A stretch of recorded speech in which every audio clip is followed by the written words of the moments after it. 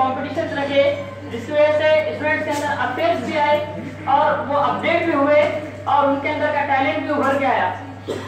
मैं बात करूंगा emerging digital markets, protection and problems and challenges for consumer protection के डिजिटल मार्केट जो इंडिया में पनप रहा है।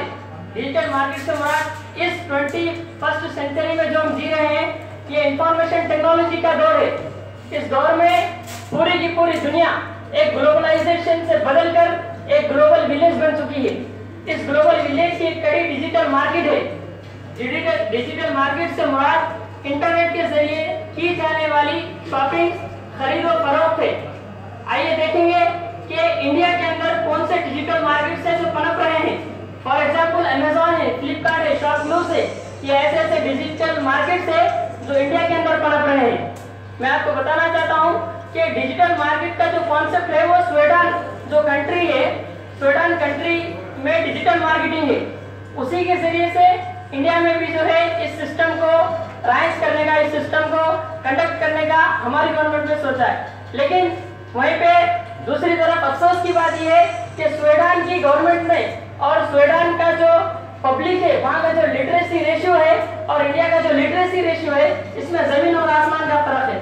हमारी जो पब्लिक है वो इस काबिल नहीं है कि डिजिटल मार्केट को समझ सके, क्योंकि यहाँ पर 63% लोग ऐसे हैं जो एग्रीकल्चर करते हैं। यहाँ पर विलेजेस का एक बड़ा तबका है जो विलेजेस में रहता है, जो एजुकेशन से नावाकिफ है।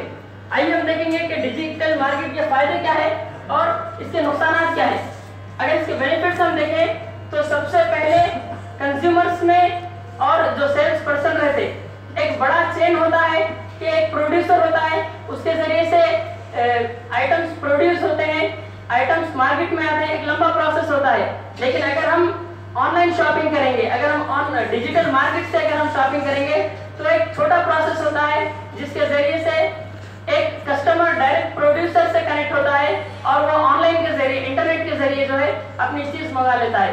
एक तो वक्त सेव हो रहा, एक तो हमारा टाइम बच रहा, दूसरी जो चीज है वो ये है कि हम घर बैठे हमारा वक्त बचाए हुए हम शॉपिंग कर सकते हैं। लेकिन जहाँ पे हमारा वक्त बच रहा वहीं पे दूसरा नेगेटिव पॉइंट ये है कि जो एडवर्टाइजिंग में जो चीजें बताते हैं, डिजिटल मार्केट की मैं बात कर रहा हूँ कि डिजिटल मार्केट में जो एडवर्टाइजिंग हमें बताते हैं, जब होम डिलीवरी हमारे पास होती है तब वो एक अलग चीज होती है जिसकी वैलिडिटी जो एडवर्टाइजिंग में बताते हैं वो रियल लाइफ में नहीं होती। वो 1 मंथ 2 मंथ के बाद जो है एक्सपायर हो जाती है या फिर नाकाबिले इस्तेमाल होती है, यूजलेस होती है।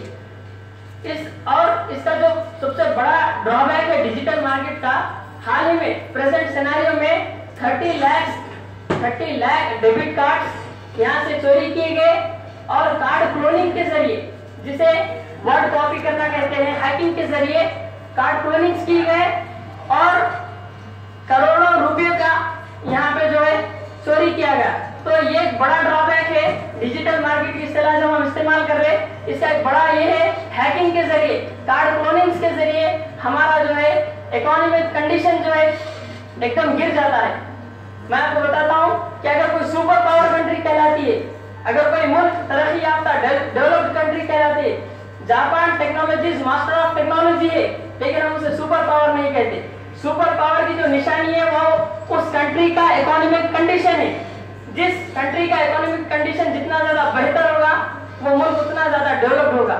लिहाजा इस मौके पे मैं एक सजेशन ये रखना चाहता हूँ स्टूडेंट्स के तरफ से, मेरे तरफ से ये सजेशन है इस कंज्यूमर डे के मौके पे कि हम इस डिजिटल मार्केट को जब यहाँ पे इस्तेमाल कर रहे हैं तो हम विलेजेस में ऐसे ट्रेनिंग कैंप्स रखें जिसके जरिए से इलिटरेट पर्सन्स भी इसको समझ सके और इस निजाम को जो